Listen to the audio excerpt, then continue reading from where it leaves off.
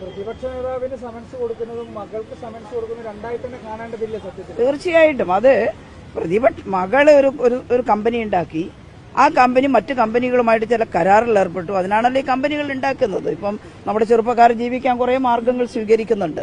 അപ്പൊ അതെന്തെങ്കിലും ഉണ്ടെങ്കിൽ മകളുമായിട്ട് ചെറുപ്പക്കാർ പല രീതിയിലുള്ള ചെയ്യുന്നുണ്ടല്ലോ. ലഹരി കടത്ത്, അതേപോലെ സ്വർണം പൊട്ടിക്കല്, അതേപോലെ തന്നെ സാമ്പത്തിക തട്ടിപ്പ്, വകമാറ്റി ഫണ്ട്, ഇതൊക്കെ ഉണ്ടല്ലോ. ഇതൊന്നും പോരാണ്ടാണ് ഇപ്പൊ ഇത്. വീണയ്ക്ക് പറയാനുള്ളത് വീണ നേരത്തെ തന്നെ SFIO ഒക്കെ പറഞ്ഞു എന്നുള്ളതല്ലേ പത്രവാർത്തയിൽ വന്നത്. പക്ഷേ എന്നെ അലോസരപ്പെടുത്തുന്നത് അതല്ല. ഇപ്പൊ വീണയുടെ വിഷയം, അതിൽ വീണയുടെ കമ്പനിക്ക് കരാർ കൊടുത്തു. ആ കരാറ് സുതാര്യമായ കരാറാണോ, അതനുസരിച്ചുള്ള സേവനങ്ങൾ വീണ കൊടുത്തിട്ടുണ്ടോ, അതിലൊരു തട്ടിപ്പുണ്ടോ, ഇതൊക്കെ ഒരു തർക്ക വിഷയമാണ്. അല്ല, അതിൽ CPM വിട്ടു അങ്ങനെയല്ല.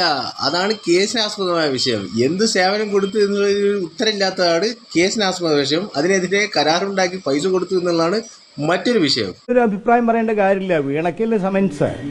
അത് വീണ അതൊക്കെ നിയമപരമായിട്ട് കൈകാര്യം ചെയ്യാൻ പ്രാപ്തിയും കഴിവുള്ള ഒരു ലേഡിയാണ്.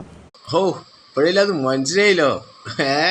നിങ്ങൾക്കാണ് സമൻസെങ്കിലും പറയാൻ പറ്റിയില്ലോ.